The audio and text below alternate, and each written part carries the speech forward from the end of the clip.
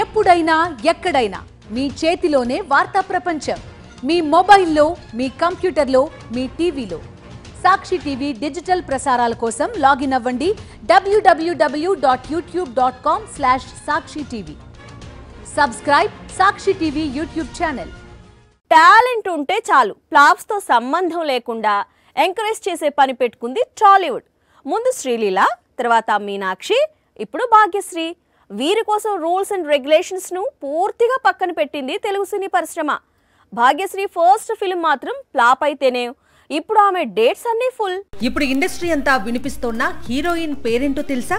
భాగ్యశ్రీ బోర్సే. అదేంటి, first film flop కదా, అయినా సరే ఇండస్ట్రీ మొత్తం కూడా ఆమె పేరు ఎందుకు వినిపిస్తోంది అంటే ఆమె చేతిలో ఉన్న సినిమాల సంఖ్య వల్లే అని చెప్పాలి. మొదటి చిత్రం విజయం సాధించకుండానే రెండవ సినిమా రిలీజ్ డేట్ లాక్ కాకుండానే టాలీవుడ్ భాగ్యశ్రీ జపం చేస్తోంది.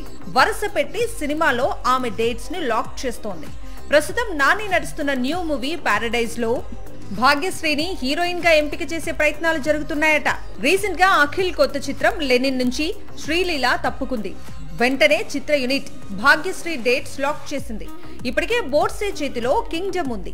ఇంకా రామ్ తో ఆంధ్ర కింగ్ తాలూకా, దుల్కర్ తో కాంతా, ఇలా సౌత్ సైడ్ ప్రెస్టీజియస్ ప్రాజెక్ట్స్ అన్ని ఈ బ్యూటీ కంట్రోల్లోనే ఉన్నాయి. బోర్సే నటించిన first Telugu film mister Bachchan flop అయినా తెలుగులో భాగ్యశ్రీ దూసుకుపోతుండటం హాట్ టాపిక్ గా మారింది. పైగా ఆమె నటించిన సెకండ్ ఫిల్మ్ అంటే కింగ్డమ్ ఇంకా ప్రేక్షకుల ముందుకు రాలేదు. అయినప్పటికీ రోజు రోజుకు భాగ్యశ్రీ డేట్స్ లాక్ అవుతూనే వెళ్తున్నాయి.